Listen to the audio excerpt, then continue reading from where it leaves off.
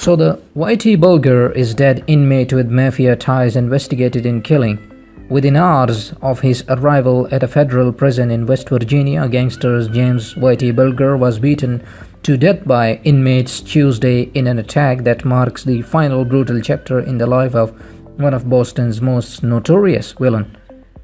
Two inmates were under investigation in the attack, including Focius Freddie Gies, 51, a West Springfield mafia hitman serving a life sentence for the 2003 slaying of the leader of the Genovese crime family in the Springfield. According to several people briefed on the attack, the men were captured on video surveillance entering Bulger's cell around 6 a.m., according to one of the people. It was about 2 hours later that Bulger was found beaten with his eyes nearly gouged out, the people said.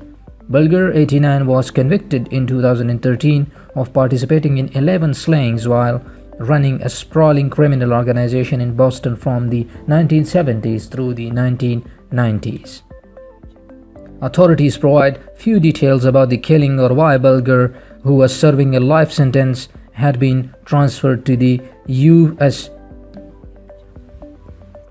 Penitentiary Hazleton just weeks after a Washington, D.C. Congresswoman had called for an investigation into conditions at the prison where 2 other inmates had been killed this year. Hazleton is a high-security prison in Brewston Mills, near the Maryland border, where tall spruce grass grows by the side of the road. On Tuesday night, 6 officers, all of whom wore helmets and bulletproof vests, stood in front of 2 barriers that blocked off the meandering road toward the facility. In a statement, the U.S. Bureau of Prisons said Bulger was found unresponsive at the prison at 8:20 Tuesday morning. Life-saving measures were initiated immediately by responding staff. Mr. Bulger was subsequently pronounced dead by the Preston County Medical Examiner. The agency said no staff or other inmates were injured. Bulger had a long history as an FBI informant who provided information about his mafia rivals to help protect his own violent criminal enterprise. To many, the circumstances of his death raised suspicions.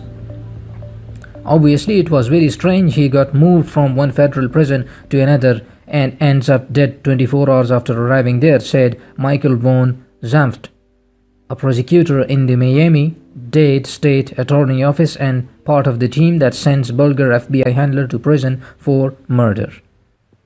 So that's enough for now. Make sure to hit that subscribe button because we give you live updates.